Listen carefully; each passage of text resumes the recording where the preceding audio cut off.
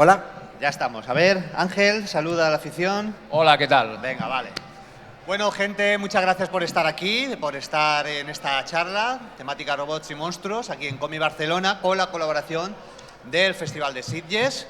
Yo soy José Viruete, de Campamento Krypton, y tengo aquí a mis ponentes, contertulios, como son, por ejemplo, Cels Piñol, que si me tengo que poner a contar todas las cosas que ha hecho, no acabo, pero que merece un aplauso. Gracias, Cels. Hola, gracias. Merci. Ángel Sala, director del Festival de Sitges. Ángel. Y Rubén, de la editorial Monstruos. Buenas, un saludo a todos. Y como veis, yo creo que este tema es muy amplio, ¿no? Robots y monstruos.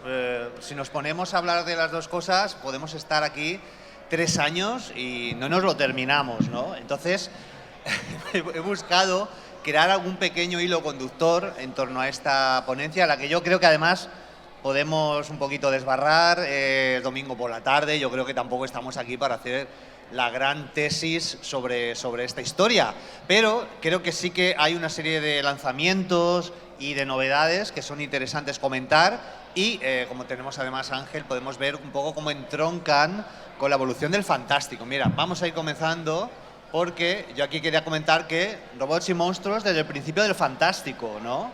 Tenemos aquí 2 ejemplos clásicos. Uno ha conseguido revitalizarse, ¿no? Tenemos un Nosferatu. ¿Qué os ha parecido, por ejemplo, el último? ¿El último? Sí. A mí me gusta mucho. ¿A ti te ha gustado? Yo la verdad que... ¿No lo has visto? Sentí, sí.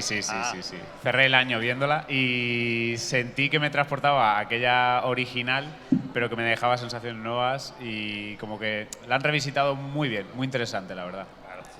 Tiene mucho toque Herzog y está llena de perfect shots. Me ha gustado. ¿Te ha gustado para hacer capturitas para el Twitter, ¿no? ¿Tienes esos fragmentos?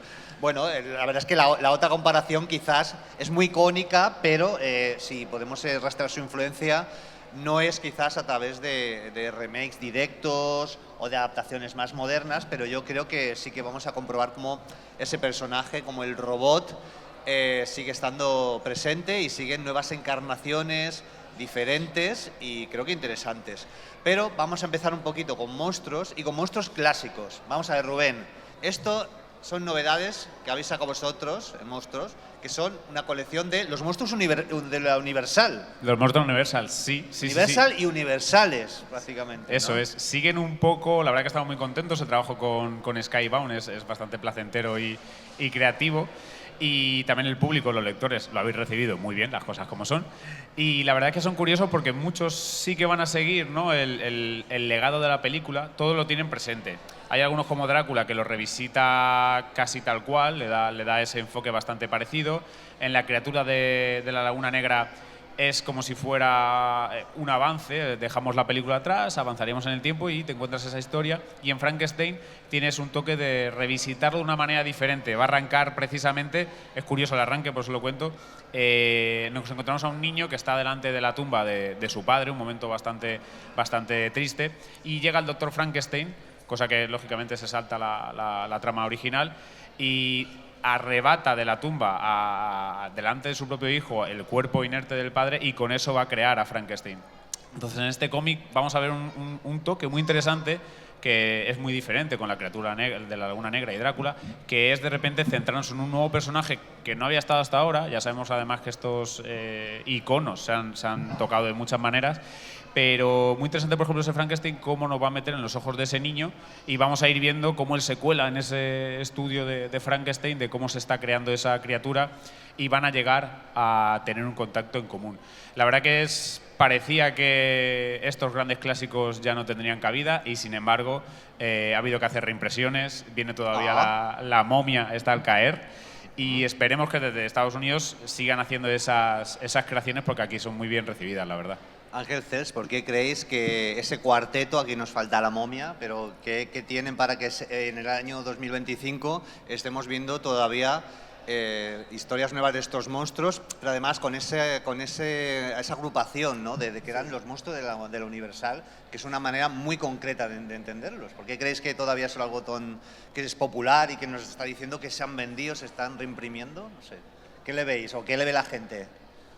Bueno, yo creo que los monstruos de la Universal precisamente marcan una iconografía muy concreta de personajes que existen por sí mismos, es decir, Drácula, Frankenstein, sobre todo basados en dos novelas muy claras. En el caso de La criatura del lobo negro es un producto propio del cine y basado también en alguna leyenda, en algún tema, pero ya no hay una novela de fondo. Y La momia igualmente con todo el tema de las leyendas en torno a las tumbas y a la investigación de los arqueólogos en Egipto. Lo que pasa es que la Universal le dio un toque que ha pasado con el tiempo, un toque icónico. No es lo mismo hablar de Drácula que el del Drácula de la Universal, que tiene unas peculiaridades marcadas también por el actor que evidentemente lo encarnó, que fue Bela Lugosi especialmente, aunque luego hubo otros Dráculas en la Universal, John Carradine, Lon Chaney Jr., es decir, hubo más gente que hizo de Drácula dentro de la Universal, pero sí que marcó esos caracteres muy peculiares que luego con el tiempo se han ido recuperando. También Frank Langella hizo un Drácula de la Universal muy peculiar, que recordaba en cosas al de los años 30, y también la momia ha sido un personaje que, aunque luego se hizo muy popular, curiosamente, por la Hammer, con Christopher Lee, pues bueno, más que tomar el tema, todo aquel de las... Curiosamente la momia es muy, muy divertido porque la momia en sí de Boris Karloff solo tiene las vendas famosas al principio de la película, luego no sale sin vendas el personaje de Imhotep, pero curiosamente en las secuelas, que son películas muy pequeñitas, pero es donde sale esa momia tan típica que va como un zombie vendado que va persiguiendo a los protagonistas. Es decir, la marca Universal se sigue y, como veis, hace poco ha habido películas como Renfield, que recuperaba el Drácula de Universal, y Blumhouse sigue recuperando o haciendo versiones bastante menos acertadas que las que vosotros hacéis bien, pero a veces Blumhouse está haciendo unos líos, un hombre lobo que no tiene pelo, que está enfermo y bueno, cosas de estas que son un poco raras. Pero es decir, que es una especie de iconografía que se vende como los dos, Drácula de la Universal, el hombre lobo de la Universal, el Frankenstein de la Universal, y cuidado con la criatura del lobo negro que... Ojo, el tapado, ese... Sí. Con el tiempo ha tenido como un revival potentísimo. Y ahora es uno de los monstruos posiblemente más... Mejor sexto hombre. Y Guillermo del Toro se acercó mucho de... Y luego vamos a hablar un se poquito atreve de ello. mucho. Muy bien, yo veo que En tenemos... la forma del agua, sí. Se le coge cariño, ¿no? El monstruo de la Laguna Negra es un poco uno de nosotros. Por cierto, Cels, tú dibujaste un Drácula. Sí. Entonces, a ver, cuéntame cómo fue tu aproximación a aquello. Fue un proyecto que hace, bueno, pues igual ya hará unos 25 años que lo hicimos con Chema Pamundi, que eran 16 páginas mal pegadas en plan fanzine y que se agotó en 2 semanas y no pudimos volver a imprimir porque en aquel momento era en formato DIN A3 y reimprimir eso era imposible. Lo sacamos a mitad de tamaño y era imposible leerlo. Coincidiendo con el aniversario del Festival de Cine de Sitges, pues envié un mail. A Ángel y dice, oye Ángel, que tengo esta historia, que coincide tu aniversario con mi obra, está ambientado en el Festival de Cine de Sitges y qué tal si lo hacemos. Y sí, se pusieron de acuerdo ellos y Gigamesh y sacamos esta nueva versión, mucho mejor dibujada. Había aprendido después de 25 años a dibujar y claro, pues es otra de esas razones por la que estos monstruos perviven en el tiempo. Pues si él decía que había el Drácula de Langella, pues autores como pues John Badham en aquel momento, luego Coppola, se encargan periódicamente a través de libros, cómics y cine de volver a poner a la palestra estas historias tan universales y tan fácilmente comprensibles. Un vampiro viaja a Londres y le persiguen porque además se enamora de la chica inadecuada. Eso es así. Una momia es resucitada, que hay otra momia maravillosa que os recomiendo que veáis, que tampoco lleva vendajes, que es la película El Despertar, que está protagonizada por Charlton Heston. Basada en Stoker. Eso mismo. Ajá. Es una historia maravillosa y muy bien narrada. Sí, muy buena. Y entonces, claro, periódicamente ahí están los recordatorios, Viru. Claro. Has mencionado a Jack Palance y como estamos también en el Comic Barcelona, vamos a hablar un poquito de algunas cositas como la versión Marvel, que es La tumba de Drácula, que efectivamente se basó en el Jack Palance haciendo de Drácula, que es el primer Drácula que vi yo, Qué barbaridad. sesión de tarde en la primera cadena. De Dan Curtis. Sí, de Dan Curtis, y me dio un miedo que te cagas. O sea, pero es que ya el propio cómic también me daba muchísimo miedo y tengo ese recuerdo de pasarlo mal, pero querer leer más porque está despertando algo en ti, ¿no? Aunque sea una sensación como que te da mucho cague. Pero mola mucho. Sí. Claro, el Drácula de Marvel tiene esa peculiaridad de que hay un artista como es Jim Collan, que lo hace durante toda la colección.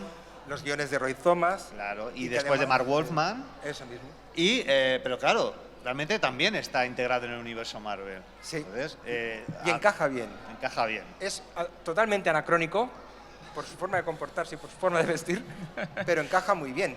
Y tiene una de las grandes escenas de la historia de los vampiros universal, que hay un momento en que está rodeado de vampiros zombies en una casa, él tiene que proteger a dos personas porque él verdaderamente es un vampiro malo, pero tiene que salir de allí rodeado y hace una cosa que no se ha visto casi nunca en ninguna película, que es que agarra un crucifijo y el tío sale con el crucifijo quemándole además como lo dibuja Jim Collan, ¿sabes? Con ese humo saliendo por allí, diciendo esto le está doliendo. Y consigue atravesar toda la muchedumbre de vampiros agarrado un crucifijo. Es maravilloso. Y me acuerdo además que también salía en la versión animada del Drácula de la Toei. Que Lo pusieron un sábado por la mañana. sábado por la mañana. Para Broma para despertarse niños, bien, ¿eh? como era dibujos. Para despertarse con alegría. Y había zombies, y había Satán, salía Satán, ¿no? O sea, claro, entonces, pues cosas para Y Drácula chavales. comiéndose una hamburguesa. Exactamente, que eso se ha convertido en meme. Oye, y el aspecto que veis aquí, esta última foto, es el Drácula contemporáneo, el que sigue apareciendo en los cómics de Marvel. ¿Qué os parece ahora con esta armadura así como dracónida? A ver. Lo han adaptado a los tiempos. Bueno, es un poco el último que hicieron Universal también, el Drácula, con el chico Luke Evans, ¿no? El Drácula Unbound este, Sí, o algo que era un poco una película de superhéroes, es decir, donde Drácula era más un superhéroe. Era que como el origen de un superhéroe, ¿no? Sí, Un poco, sí. Y tal. Que se quedó un poco en el Sí, limbo. no estaba tan mal. Recuerdo peor que le convertía a Charles Dance, ¿era? Que le metían en una cueva. Era el Nosferatu, sí, el Charles Claro, Dance. estaba también. Bueno, pues como estamos viendo, pues Drácula se ha enfrentado a Thor, al Doctor Extraño, a Estela Plateada, A la Patrulla X. a la Patrulla X. Me cago en Chris Claremont por matar a Rachel McHelsing en ese número, que lo digo una vez al año, o lo intento decirlo en voz alta. Es que además no solo son los monstruos, es lo que les rodea.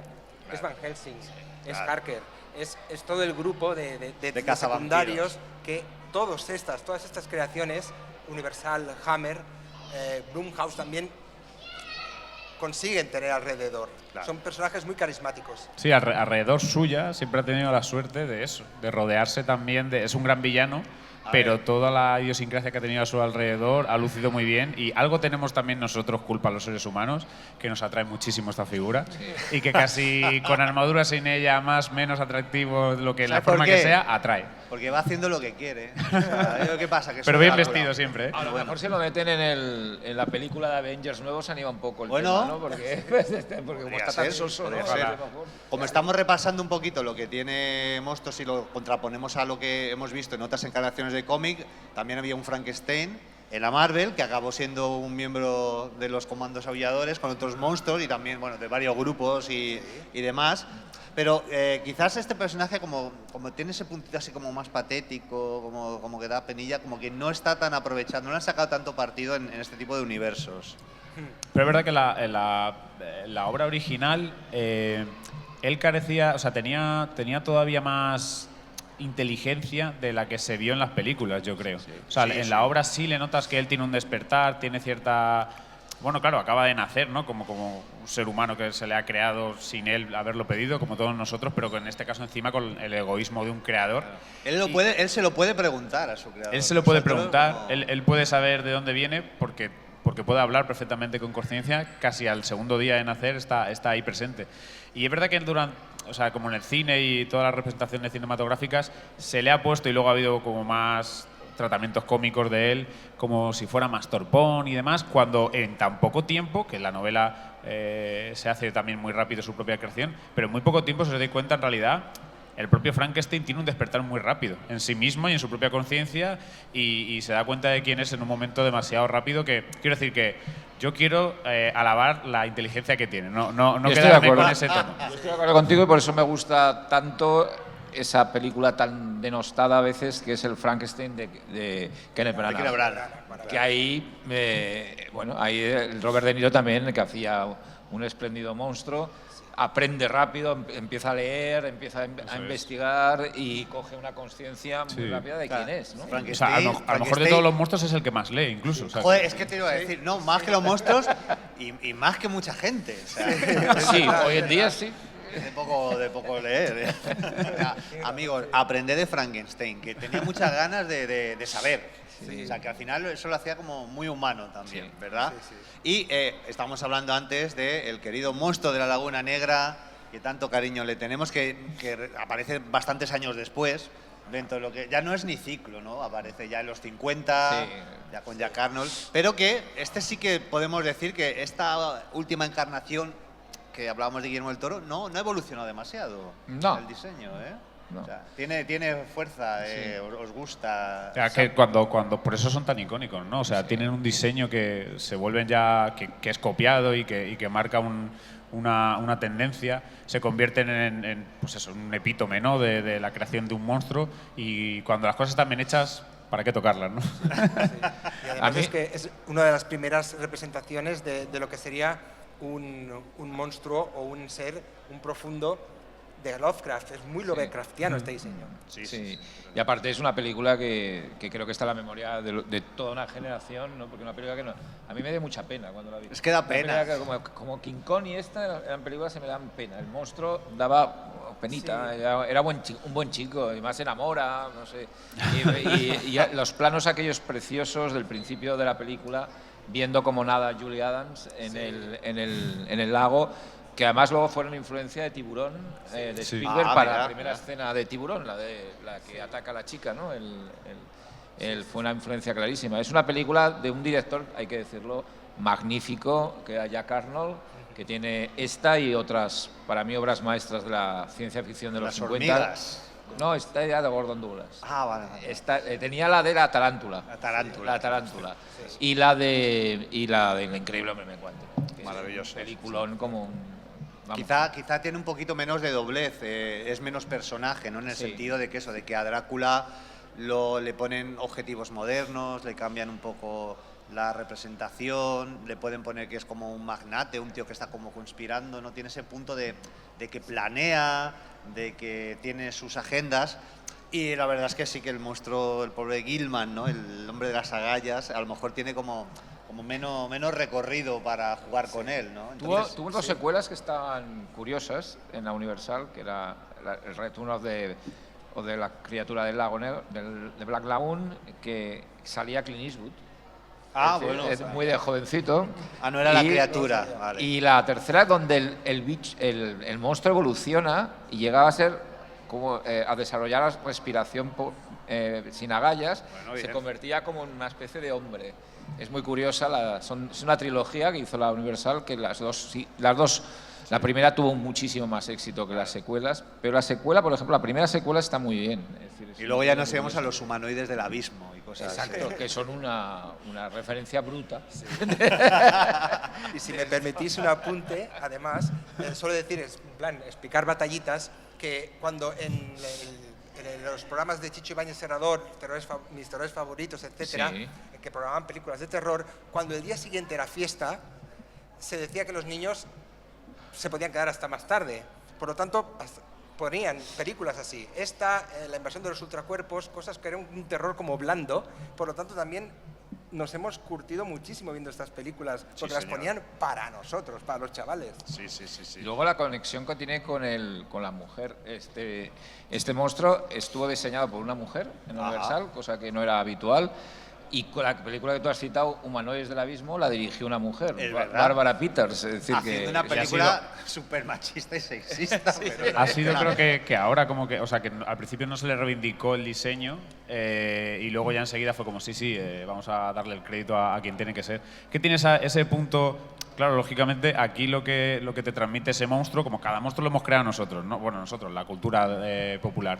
Pero este en concreto es esa persona solitaria, o sea, al final está ahí en un lago, y que le ves que es eso, que de repente tiene esa atracción, ese punto voyeur de esa mujer que la ve con admiración en las películas, también es verdad que un poco en el cómic, tiene ese punto de cuando ves algo con admiración, por supuesto, muy ceñido a su época y escrito por hombres y demás, lógicamente se ciñe en el género femenino, pero al final representa propiamente a cuando ves algo que te atrae y no te quieres acercar, ese punto tímido que te acaba dando pena porque el tipo no acaba de llegar. Es un pequeño fracaso en sí mismo que representa, por supuesto, una parte de nuestra humanidad. Por eso también, entre el diseño que es brutal y que toca temas que a cualquier ser humano te puede tocar de alguna manera, pues siempre se provoca el icono, siempre tiene sus ingredientes. Podría ser un poco icono incel, ¿no?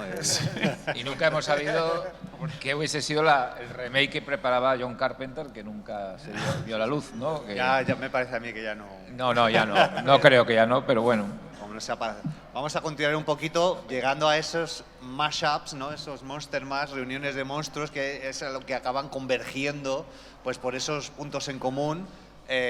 Lo habitual es que se hable siempre que si Abbott y Costello, que si tal, pero yo quiero poner algunas cositas un poco más modernas en las que también nos juntan. Bueno, la pandilla alucinante tiene ya 35 años fácilmente, pero bueno. Ha envejecido muy bien. Fred Decker ha envejecido, las dos películas suyas han envejecido genial. Sí, efectivamente. Que ahí al pobre le pegaban una patada entre pierna, ¿no? Sí. A la criatura de la Laguna Negra. No, era el hombre lobo tiene bola, y a la criatura le pegaban un tiro, una escopeta recortada y ya le... Sí, pero es sesión de tarde divertidísima. Sí, estaba muy guay. Por supuesto también hay cosas como las diferentes legiones de monstruos y demás que han hecho en los TVOs de Marvel. Ha habido también enfrentamientos, el hombre lobo contra Drácula, porque no sé qué. Y, por ejemplo, una cosa un poquito más elegante, como es la serie Penny Dreadful, que es bastante reciente y que también junta varios monstruos que más o menos podríamos decir que coinciden en el tiempo. ¿Creéis realmente que las mezclas, los Monster Mash, son algo decadente, como que ya no sabemos qué hacer con ellos, o que al final, con el paso del tiempo, tiene su rollo y gusta? No, es algo absolutamente natural. Es muy fanfiction. ¿No es verdad? Sí. Los autores son autores profesionales que publican obras profesionales que son obras que se han convertido en universales también. Pero no, que va, es lo más divertido que hay. ¿Qué pasaría si? A mí me gustan, es decir, me paso bien. Es decir, a mí tienen algo también de esta relación con el steampunk, con lo victoriano. Tenía la Liga de los Caballeros Extraordinarios, que también sale. Claro. Mina Harker por ahí, ¿no? En plan vampira. Y bueno, y luego, una conexión con el cine español muy potente. Paul Nachi, por ejemplo, hacía muchas Monster Mash, mezclaba vampiros, hombres lobo y otras criaturas, porque estaba muy obsesionado con una película de Universal que la vio de pequeño, que es Frankenstein contra el hombre lobo, y que la vio de pequeño y a partir de ahí le quiso imitar mucho esa película, ¿no? La noche de Valpurgis es un festival. Sí, literalmente. Total. Sí, señor. Y el retorno del hombre lobo. muy encantador, y raro es que no... Bueno, claro, ha habido intentos de universos, como estabas comentando tú, de nuevas versiones que al final las hacían para mezclarlas, ese Drácula que estábamos comentando, pero que bueno, de momento se quedan así, pero... Y ese intento de la Universal de Tom lo Cruise, de la momia de Tom Cruise, que era como algo que Russell Crowe hacía del Dr. Jekyll con 40 kilos de más, y luego salía ahí, bueno, hubiesen salido todos al final, si hubiese... Pasa que la cosa no acabó. Claro, esa foto donde salen los actores principales. Sí, eso empezaba como Misión Imposible. Oye, Rubén, era igual. Rubén, ¿hay alguna cruce de monstruos en las colecciones que estáis editando de los...? No, y justo escuchando, yo creo que precisamente porque, como hemos visto a lo largo de la historia, creo que funcionan mejor solos, porque es como cuando, o sea, ahí le puedes meter el foco... Fíjate que el más joven y luego tiene ese punto ahí integrista, y de no, y a mí no me lo o sea, es súper divertido cuando lo ves ahí, el conjunto ecléctico de todo, porque en realidad, claro, ver a cada uno que tiene lo que hemos dicho antes, un propio reflejo de la humanidad muy integrado en una representación monstruosa juntos, es como reunir una serie de todos los traumas de la humanidad juntos, mezclados, con un diseño muy bizarro. Mola de ver, claro. Pero yo creo que argumentalmente siempre funcionarán o tendrán guiones potentes o trasfondo cuando están solos, porque puedes volcar mucho más precisamente en cada uno, puedes echarle mucho más de su propia idiosincrasia dentro de ese monstruo. Ahora, ojalá lo junten, porque sería maravilloso, las cosas como son. Algo harán. Y como esto también habla de robots, vamos a hablar de un personaje que es un robot que combate con monstruos, podríamos decir, como es Rom, el caballero del espacio, que, bueno, es un robot, pero dentro va un señor, ¿no? O iba un señor. Sí, iba un señor. Un señor muy guapo, ¿no? De otro planeta, muy torturado, y que tiene el origen en un juguete, pero yo creo que le sacaron mucho partido a este juguete, ¿verdad? Es un milagro. Lo que estáis contemplando ahora es un absoluto milagro. Lo explicaré brevemente. En el año 79, Marvel sacó este cómic, que es Rom, basado en un juguete que no tuvo nada de éxito. Era un juguete que fue un auténtico desastre. ¿Qué pasa? Que la colección era tan bonita, dibujada por Sal Buscema en aquellos momentos, guionizada por Bill Maldro, que tuvo un éxito bastante importante. El juguete lo retiraron a los 2 años y la colección siguió y siguió y siguió hasta que, bueno, la cerraron evidentemente por falta de ventas porque tienen sus ciclos y quedó allí apartado, porque era una licencia basada en una licencia distinta a la de Marvel. El personaje era diferente, aunque estaba también con otros personajes de Marvel. Ese mismo año, el año 79, mágico 79 de Alien, de Tiburón, 79 Tiburón, 77. perdona, Tiburón 75. perdonad, Alien, Mágico 79. 70. eso mismo. Entonces, pues claro, teníamos un montón de obras que estaban sacando punta a las licencias, como los Micronautas. Sí. Los Micronautas, que están basados en una línea de juguetes que sí que tuvo bastante más éxito, pero aquí no sabíamos que teníamos los juguetes. Cuando se publicó aquí, muchos de nosotros teníamos los juguetes de los Micronautas y teníamos los cómics de los Micronautas, pero no sabíamos que era la misma cosa. Es muy fuerte, es muy fuerte. Bien, pasó lo mismo, se acabó y quedaron las licencias colgadas. Milagrosamente, el año pasado se consiguieron llegar a un acuerdo con Hasbro, que eran los propietarios de las licencias, con Marvel, para esos cómics tan, entre comillas, maravillosos y tan nostálgicos, recuperarlos. Ajá. Y Rom es uno de los personajes que se ha conseguido recuperar. Queda una marca, y se lo ¿Quién decía queda? Rubén, queda Atari Force. Bueno. Atari Force. A Queda ver. Atari Force y esta se tiene que conseguir. A muchos de vosotros no os sonará, pero está basado en los videojuegos Atari del principio de los tiempos, del principio de la llegada de las consolas y los ordenadores. Esa licencia hay que conseguirla porque además es un cómic dibujado por José Luis García López. Por lo tanto, que este libro, que los Micronautas se han conseguido, yo creo que es el camino para que llegue también Atari Force. Claro, que quede aquí esta llamada para la gente que nos está viendo en directo, que va a ver esto grabado después, que tenemos ¿Y ahí qué sería la cámara. puntilla de todo? A ver, ¿cuál sería la puntilla? El cómic de Supersonic Man. Por favor. Hay un robot ahí muy majo, muy con pinzas. Estamos con Por el, eso con no el sé. francotirador Por puesto. eso lo he sacado ahora. A mí El esto de- me recuerda un poco también Ultraman, ¿no? El Ron Sí, sí, luchando sí. contra monstruos. Qué y- maravilla. Sí, tiene este rollo también de personaje que sufre, personaje incomprendido. Es un poco Estela Plateada. Y Están- es Estela Plateada y Ultimátum a la Tierra a la vez. Efectivamente, está bien. sí. De hecho, creo que una de las cosas, este monstruo que es como su gran enemigo, que es un híbrido entre unos fantasmas, porque Rom lucha Sí. contra ahora es los espectros. Los ¿no? fantasmas del espacio, Los los fantasmas del espectros espacio. que atacaron y casi destruyen su planeta Galador. Eso es. Y él pues se presenta voluntario para liderar una fuerza de guerreros espaciales, de caballeros del espacio. Ajá. Y Pe- lo bonito que tiene, que creo que coincidirás conmigo, es que en la Tierra los fantasmas se hacen pasar por nosotros. Ajá. Entonces le da un retruécano que ya no es un robot luchando con monstruos, sino que esos monstruos parecen tu vecino y él parece que asesina personas. Eso mismo, o sea, él es Carpenter, es el John Carpenter de Están Vivos. Sí, señor. Lo que pasa es que en lugar de llevar unas gafas que te permiten ver a los chungos, a la gente, a los alienígenas que se han incultado entre nosotros porque son multiformes, él lleva un rayo, una especie de rayo, una pistola de rayo que detecta y luego elimina. Pero claro, el resto de la humanidad lo que hace es que está ejecutando gente. Claro. Y Por es- eso el rollo este Frankenstein que tiene de, hoy soy un incomprendido, nadie me Sí. entiende. Es que, y además yo creo que esto es interesante porque Rom, que aparece a finales de los 70, recordad, yo creo que esto todos más o menos, si no os habéis dado cuenta, lo habéis leído alguna vez, recordad que a finales de los 70 lo que está en marcha es la nostalgia de los 50. Llega Lucas, quiere hacer Flash Gordon, que es antiguo, hace un American Graffiti, y el Fantástico empieza a mirar también mucho lo que se hacía en las 50, las películas de invasiones del espacio, hay mucho remake. Yo creo que Rom lee bastante, por ejemplo, de la invasión de los ladrones de cuerpos. Totalmente. que es una película de los 50, que en los 70 se hace un remake chulísimo, y Rom lo que hace es, va destruyendo ladrones de cuerpos, ¿no? Sí, en un totalmente. pueblecito. Sí, está Algo centrado en muy un 50 pueblo. también. Sí, sí, Claro, porque los superhéroes normalmente están en Nueva York, ¿no? Bueno, Thor le mandaron a Chicago, los Vengadores Costa Oeste. Sí, también. Pero bueno, los superhéroes están en Nueva York, pero Rom estaba en un pueblecito de Virginia, en Clairton. Sí. Y entonces yo creo que la idea que tuvo Bill Mando fue, a Rom le voy a convertir en estas películas Sí. de invasión en un pueblecito que veía yo en los años 50 Sí. y que vi luego en televisión, y le voy a poner un superhéroe. Les caza Sí. un superhéroe.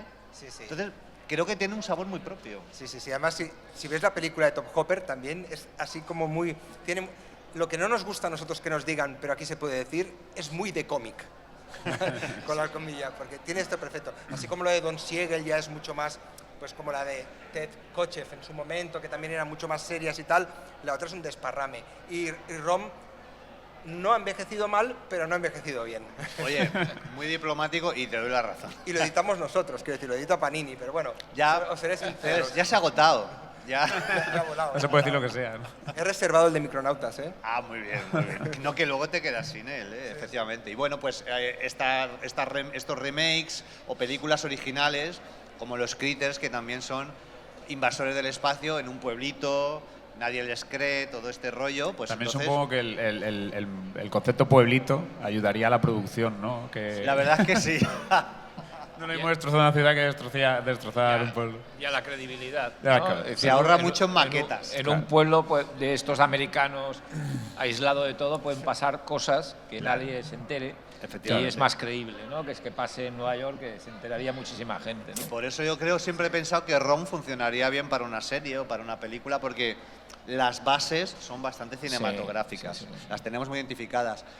Ya nos hemos metido un poquito con los robots, ¿vale? Así que vamos a hablar de cosas como robots, monstruos que luchan con monstruos, que luchan con kaijus, como Cybergodzilla, máquina de destrucción. Ese es el título que le puse. Y yo- Eso se lo pusiste tú. Yo, sí. Y tú, máquina, directamente. Esa colección de filmas de los 90. Exactamente. Que Cybergodzilla, como veis, ha acabado apareciendo en todas las encarnaciones del monstruo, incluida en la más reciente, en las películas estos taquillazos. Del Legendary, sí. Acaba haciendo un Super Godzilla, o el King Kong cibernético de King Kong se escapa, Maravilloso. maravilloso, en la Torre de Tokio, que además también entronca con lo que vamos a ver ahora un poquito de monstruos. Bueno, quería hablar eso, que tenemos ya robots luchando contra monstruos. ¿Creéis que es algo que tiene especial interés, que es una unión de dos cosas que no existen y que por eso pues pueden convivir en el fantástico? ¿O es una chorradilla más? Y además, el giro que yo siempre le he visto, a lo mejor también las cabezas no están bien, pero como siempre, como todo lo que hemos visto hasta ahora, es al final a Godzilla medianamente le crea el ser humano a raíz de la bomba atómica, a raíz de un gran fallo nace ese Godzilla, y el robot lo fabrica la propia raza humana, y luego los mandamos, o ellos mismos, los pobres, tienen que luchar entre sí.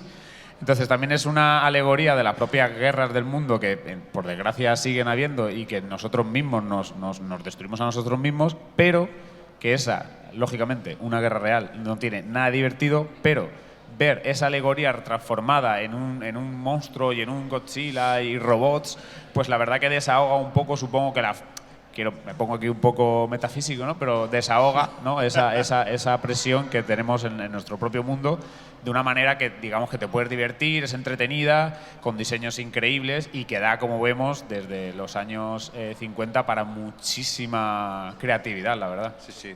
¿Cuál es vuestro kaiju favorito? Godzilla. Godzilla, pero bueno, a mí me gusta mucho King Ghidorah. Vale, o sea, valen los que solo salen en una De los película. malos, King Ghidorah. ¿Y tú, yo, Cels? Lo siento, Godzilla, es que no puedo... no Bueno, puedo- sí, Godzilla está Bueno, por encima nos del hemos bien criado. y del mal. Pues De los que se meten con él, ¿cuál que te gusta más? Entre los enemigos, sí. A ver, Mothra que Mothra. también es un aliado, no se mete con él directamente. No, pero ¿vale? es majete. En Destroy All Monsters es cuando está todo un machambrate y dices, cuál de estos es bueno o malo, y sobre todo cuando eres pequeño. Pero Mothra es el que más me impresionaba también.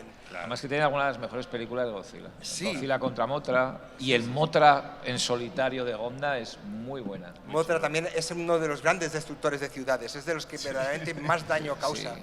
Que por cierto, quería hacer una enmienda, es que no es Ted Kotcheff, que es el de Acorralado, me he equivocado otra vez. Ah, bueno. Es Philip Kaufman, el director de los ultracuerpos. Sí. Perdonad, que me he equivocado antes. Pero lo que quiero añadir con esto, con toda la cantidad de monstruos que hay, es que en su momento, en los años 70, 80, estas películas gustaban, se creó un cierto aire de cineclubs y de seguidores, pero 30, 40 años después es cuando el merchandising relacionado con estas películas y con los muñecos de Godzilla, Mechagodzilla, Mothra, Gamera, todos se están vendiendo como churros. Sí. Es curioso que si los monstruos de la Universal han sobrevivido todo este tiempo, esto también es un ejemplo de supervivencia a través de los años. Sí, bueno, es que en el caso de Godzilla, en las casas de los niños americanos en este momento, había un artículo cuando se estrenó Minus One, que por cierto es la película de Godzilla japonesa más taquillera de la historia en Estados Unidos. Maravillosa. Esto más de 50 millones de dólares estrenándose en VO subtitulada, que es muchísimo dinero. En las casas de los niños americanos cada vez más hay más Godzillas. Es uno de los personajes más populares, de los monstruos más populares. De hecho, por eso la Warner y la Legendary se gastan millones en renovar la licencia para hacer más Godzillas americanos, porque no sería lo mismo sacar las películas que ha sacado King Kong contra Godzilla sin Godzilla. Claro. Es decir, es el que lleva la gente al cine. Voy a compartiros dos anécdotas, ¿vale? Una es la primera vez que estuve en París, cuando fui al Arco del Triunfo, yo no dejaba de ver cómo aparece Gorosaurus en Invasión Extraterrestre, Sí. Destroy All Monster. Sí. Aparece Gorosaurus destruyendo el Arco del Triunfo desde abajo, como excavando, y sale y lo rompe, y yo le decía, mira, solo falta Gorosaurus aquí. Y después, hay un juego de mesa. Personajes salían King Kong escapa. Eso es. Hay un juego de mesa que se llama Chulu May Die, ¿vale? Ajá. Es un juego con miniaturas de los monstruos, ¿vale? Pues en unos meses aparece una figura de Godzilla oficial a escala, con lo cual tiene los profundos que son así, el chulo es así, pero cuando pones el muñeco de Godzilla con el que juegas es así. Y lo plantas en la mesa para jugar con él y arrasar con los otros personajes. O sea, una chulada absoluta. Bueno, Rubén, tienes Godzillas entre manos también, ¿eh? Claro, es que habéis calentado el horno y la Claro. masa está subiendo que da gusto. Hombre. Sí. Ahora justo acabamos en el Comic Barcelona el viernes de anunciar 6 nuevos cómics de Godzilla, celebrando el 70 aniversario, 3 cómics de Rivals, como veis ahí, donde le vamos a tener en cada volumen luchando contra uno de los iconos que ha tenido a lo largo de su historia, y luego 2 cómics que les situarán en el Pacífico, Guerra con Piratas, o sea, un total de 6 nuevos, y como vemos aquí, también estaba ese maravilloso crossover que aquí los más jovencitos y los no tan jovencitos en el Comic Barcelona se lo han devorado, que es ese Godzilla contra los Mighty Morphin Power Rangers, que uno piensa, ¿cómo puede darse, no? Quieres abrir el cómic pensando, ¿qué han hecho en el guión para que suceda? Pues sucede, tiene sentido, Rita está de por medio, la querida enemiga de los Power Rangers, y la verdad que a día de hoy teníamos dos cómics que son monstruos, el de la Guerra del Medio Siglo de Stokoe, que rima muchísimo con Minus One, porque tienes un soldado durante medio siglo, igual que ocurre en la película, y ahora justo como hemos renovado y hemos podido tener esta nueva licencia de IDW, espero que el Kaiju se quede ahí un rato con monstruos, ese maravilloso monstruo se quede con nosotros y que todos los lectores lo devoréis, que la verdad que la gente parecía que no. Son de estas licencias que dicen, bueno, no creo, pero se ha celebrado un montón, hay muchísimos lectores todos los días reconociendo la gran obra del rey de los Kaijus y estamos súper contentos, así que ojalá haya Godzilla para mucho, porque aquí nosotros la verdad que le tenemos un cariño bastante especial en la editorial. Fíjate que hay para mucho, que claro, hay un crossover súper reciente que es Godzilla contra Superman. Ahí está. Y la Liga de la Justicia contra Godzilla y Kong. ¿Esto creéis que puede llegar aquí? Cés, ¿tú nos puedes...? Hay muchas posibilidades precisamente porque se ha descubierto lo que os comentaba antes de los acuerdos entre Hasbro con editoriales.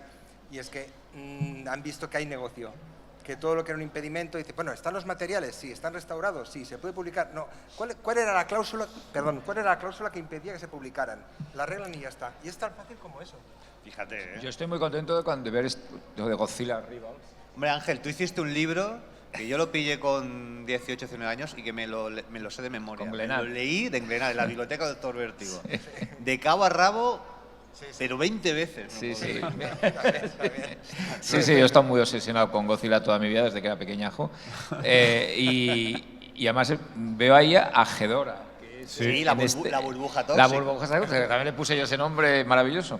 Pero que es uno, en este momento, según los del mismo Toho, hay 2 películas de Godzilla que son las más populares para las nuevas generaciones. Son Godzilla contra Ghidorah, o La burbuja tóxica, y Godzilla contra Violante, que acaba de ser editada en 4K por Criterion. Es decir, atención, porque figuraos, Criterion, que suele... Que tiene buen criterio. Cosas sí. Pues desde Peckinpah, Bergman o cosas así, editado, aparte una colección de Godzilla ya hace años, ahora se ha dedicado 4K de Godzilla contra Violante, que es maravillosa y es un monstruo espectacular. Maravilloso. Como nos gusta, somos muy godzileros aquí. Y mira, y Ghidorah, había que poner la canción. Mira, es carne de karaoke. Para despedirnos lo tenemos que haber preparado. Vamos a hablar también de robots gigantes, no como Godzilla, pero como los Transformers, que también tienen un puntito monstruoso, porque hay dinosaurios. Al final se transforman en cualquier cosa, ¿no? Dinosaurios, robots. Y esta encarnación que es maravillosa, súper chula. ¿Quién iba a decir también que una cosa como Transformers, que ROM era el complemento de Transformers? Eso te iba a decir, que hay mucha gente que ha conocido a ROM no a partir de los años 81 a 85, sino a partir de los años 90, en que era complemento. Ajá. Venían juntitos. Y que salen los Transformers, sí. Bueno, claro. Y que, bueno, la verdad es que aquí no sé, Rubén, si tienen mucho que añadir, porque todo el mundo sabemos que están arrasando estos tebeos y que están súper bien. Es lo mejor que se ha hecho con Transformers. Muy chulos, Rubén. Son muy chulos, estamos, ¿qué voy a decir? Súper contento del premio Eisner actual de América de serie de acción, está ahí en casa. Estamos muy orgullosos en tan solo 4 añitos en Monstruos tener esta gran franquicia que trae también a los G. Joes. Y lo bonito, yo personalmente, una anécdota personal, recuerdo bastante vivo el día que hicimos la videollamada a todo el equipo de Monstruos y nos dijo nuestro director Matías Timarchi que ya teníamos Transformer. Hubo un pequeño silencio y luego aplausos nosotros mismos. ¡Hombre! Porque era como no sabemos qué va a pasar, ¿no? Esas franquicias tan clásicas, a ver qué lectores hay aquí. No hace falta decirlo como lo dice, la serie va como un tiro, estamos súper contentos, Kirkman está trabajando como nunca, Daniel Warren Johnson, y por suerte había ganas de Transformers, la serie tiene muy buen acabado y que sigan para adelante porque la verdad que hace una combinación estupenda, la verdad. Está fenomenal Estamos y contentos. también tiene un concepto que, de nuevo, la gente de Marvel, ¿no? Con unos muñecos se inventan un lore flipante de una guerra civil entre robots setientes de otro planeta. Es que son robots inteligentes y alienígenas y encima se transforman. Sí, A mí es que me encantan los Transformers. Yo tengo que decir aquí algo que a lo mejor no es muy popular, que quiero que vuelva Michael Bay a hacer. ¿Quieres que vuelva Michael Bay? Que vuelva Michael Bay, vamos Que a vuelva Michael Bay a hacer la saga de Transformers, por favor. Es que Que tienes vuelva toda la George razón. Ivan. Porque yo soy muy fan de las que hizo él, sobre todo, pero bueno. Es como las películas de James Bond. Cada vez que las ponen una de Transformers en la tele o estás pasando ahí, mira, la están poniendo, va, 5 minutos, boom, la acabas viendo entera. A mí me gusta hasta hasta que sale Anthony Hopkins haciendo esta del caballero.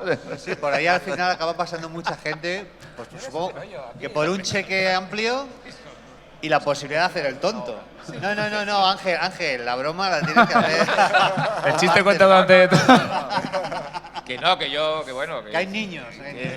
Que yo estaba en Los Ángeles y me fui a ver la última de Michael Bay, la del Anthony Hopkins, el último vale. caballero, a un IMAX, y ya la había visto, pero fui a verla en IMAX solo por ver esos clímax finales de 1 hora que hacía Michael Bay, que es el único que los hace, 1 hora de clímax final, es decir, donde no hay diálogo, solo hay hostias y efectos especiales, Pero la verdad es que era el único para hacer esto, era el único que lo podía hacer. Pero bueno, es una... Cámara aquí, sí, no sé, y millones de dólares en cada plano. Pero bueno, es igual. A mí me gusta, a mí me da paz. Sí. Tiene su rollo y bueno, yo creo que hemos repasado un montón de cositas sobre robots y monstruos. Vamos a hacer una pequeña coda, un pequeño clímax, como estaba diciendo, no como los de Michael Bay, ¿vale? Pero tengo aquí una selección de nuevo de robots y monstruos, algunas cositas que quería comentaros por aquí. Por ejemplo, algunos robots monstruosos que son enemigos de héroes y que les quieren hacer la puñeta. He puesto un poco para todos, ¿vale? Yo creo que aquí habrá quien tenga su favorito. Venga, ¿qué os inspira? Metalo, que es el hombre que tiene el corazón de kriptonita. Sí. Entonces él se abre el pecho, ¿no? Yo me abre el pecho aquí, al Montoya, aquí, tal. Te ataco con el corazón, qué bonito, ¿eh? Claro. Está bastante bonito, en el fondo. Y Sí, a la izquierda yo veo a un motero que le han dicho que le han subido el precio del seguro. Porque está más cabre que una mona. Y a la derecha, la verdad, que el gran doctor Gero, que parecía que no, pero le reviven ahí varias veces y con ese semblante todos veíamos que iba a ser malo, pero la verdad que tenía bastante mala baba el tipo, la verdad. Hombre, la saga de los androides. La saga de los androides. Y que además juega con todo porque al final también tenemos androides muy malos. Bueno, él es un cerebro metido en un cuerpo, pero luego también teníamos androides que despertaban un poco a su humanidad. O sea que al final el ciclo de los androides era bastante completito dentro de estas cosas. Y los que hemos leído Asimov todavía tenemos más empatía con los robots, con las máquinas, ¿sabes? Los que hemos visto Blade Runner desde el principio. Y pienso una cosa, los cómics de Terminator, las primeras adaptaciones, lo que hizo también las adaptaciones Dark Horse de Esta de Aliens, objetivos secundarios y eso aquello. mismo, todo eso creó la actual también ediciones desacomplejadas de adaptaciones de películas. Sí. Y Marvel también se ha hecho con los derechos de esto, lo está reeditando todo. Predator y Terminator. Claro. Y Aliens. Que aquel primer crossover, efectivamente, también era el Aliens contra Predator nace en el cómic. Nació en un TVO, es verdad. Sí. Y la compañía Chigusa también apareció por primera vez en un cómic. Claro. Y hicieron aquel Robocop contra Terminator. Con Simonson, ¿era? O con, Sí, con Walter Simonson. Bueno, es Frank Miller. Frank Miller y Simonson al dibujo. Eso es. Bueno, pues algunas ideas por aquí también estoy mezclando. La momia azteca contra el robot humano. Maravillosa. ¿Qué os parece esa película? Bueno, pues locura mexicana de las muchas que hay, ¿no? La saga de la momia azteca Está muy bien porque son unos que quieren robar un tesoro y lo vigila una momia azteca que cobra vida. Y ellos piensan, ¿qué podemos hacer para acabar con esta momia que está aquí fastidiando? Pues que creamos un robot y el robot que luche contra la momia. Sí. Y efectivamente la mandan para allá y el robot, que es este robot de lata maravilloso, pues, Ni un fallo, en el planteamiento no hay un fallo. O sea, la verdad que están en ese equipo creativo. ¿Mandamos un robot contra una momia? Sí, yo lo veo perfecto, la verdad. Ganará la momia, pero mandemos un robot. Claro. Y bueno, lo que decías tú, que momias, vampiros y todo esto, porque Santo se enfrentaba a todo tipo de criaturas, de monstruos, todos los que quieras. Santo contra las mujeres vampiros. Claro. Vampiros, Es que- mujeres vampiros. No las vampiresas, ¿no? No, No mujeres vaya a ser que vampiros. nos confundamos de elemento. A mí me parece maravilloso el tagline un diabólico hombre de ciencia encadena la fuerza nuclear para crear un nuevo monstruo. Es decir, parece un eslogan de la OTAN. Es decir, es maravilloso. Y Mortadelo es que no te lo acabas. Mortadelo siempre tiene que haber alguno.